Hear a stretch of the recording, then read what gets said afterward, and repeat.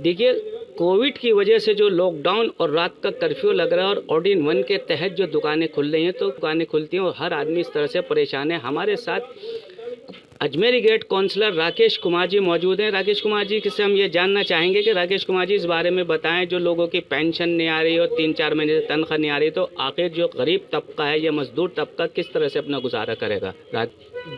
देखिए, पहले तो मैं बता दूं, आपने जो पहला सवाल किया है कि भाई OD1 के तहत जो दुकानें खुल रही हैं या बंद हो रही हैं, तो वो एक मजबूरी है।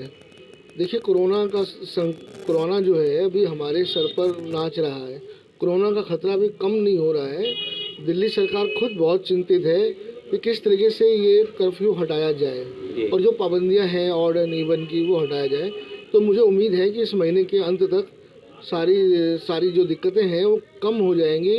और कोरोना का संक्रमण जो है बढ़ नहीं रहा है, घट रहा है।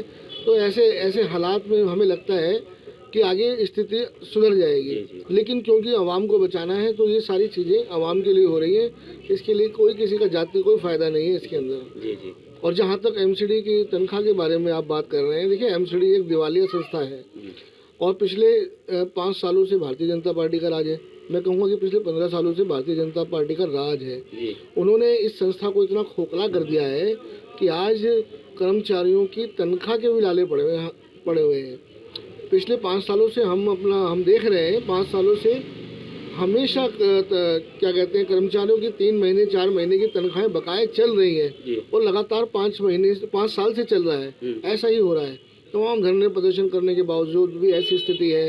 हाई कोर्ट ने बड़ा सख्त निर्देश दिया कि आप कुछ भी करिए, प्रॉपर्टियों को बेचिए, लेकिन फिर भी ढाक के 3 पात हैं, फिर भी सैलरी नहीं आई है। अभी 3 दिन पहले जो हमारे स्थायी समिति के चेयरमैन हैं जोगीराम जैन जी, उन्होंने 3 दिन पहले कहा था कि हम 1 महीने की तनख्वाह और 1 महीने की पेंशन जो है डाल रहे हैं। लेकिन दुर्भाग्य की बात है, अभी तक वो भी 4th क्लास के कर्मचारियों के लिए, वो भी सफाई कर्मचारियों के लिए और किसी तबके के लिए नहीं, तो मात्र एक 4th क्लास के लिए, D ग्रुप के लिए उन्होंने 1 महीने की तनख्वाह का और 1 महीने की पेंशन का ऐलान किया था। लेकिन 3 दिन हो गए हैं, अभी तक मजदूर, हमारे सफाई कर्मचारी भाई हों या और अन्य जो ग्रुप D के जो कर्मचारी हैं, अभी तक उनके खातों में सैलरी नहीं आई है। और उससे भी दुखदायी जो बात है वो पेंशन का है। पेंशन 5-5, 6-6 महीने की है।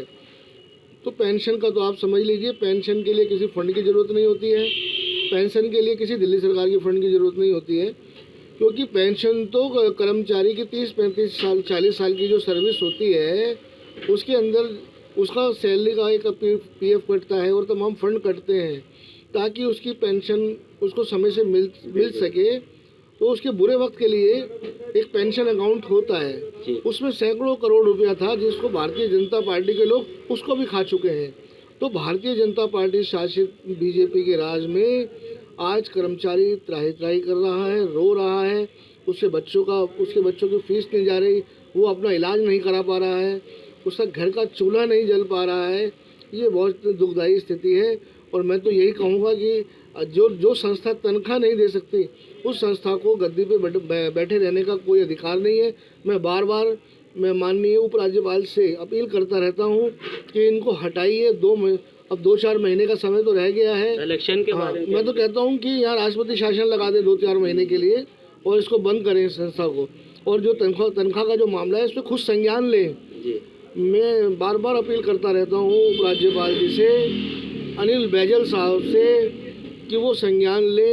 ये भी आपके उपराज्यपाल, आप इनके भी हो, हजारों लाखों कर्मचारियों के आप उपराज्यपाल हो, लेकिन उपराज्यपाल की तरफ से कहीं से कोई पहल नज़र नहीं आती हमारे को। क्योंकि सभी जानते हैं कि भारतीय जनता जो केंद्र सरकार के प्रतिनिधि हैं और केंद्र में भारतीय जनता पार्टी बैठी है। अगर यही दिल्ली सरकार में हो रहा होता कि वहाँ तनख्वाह नहीं मिल रही होती तो यहाँ बैजल साहब, मैं समझता हूँ कि सरकारी बर्खास्त कर देते। लेकिन क्योंकि ये BJP शासित MCD है, इसलिए वो आंख बंद करके बैठे हुए हैं।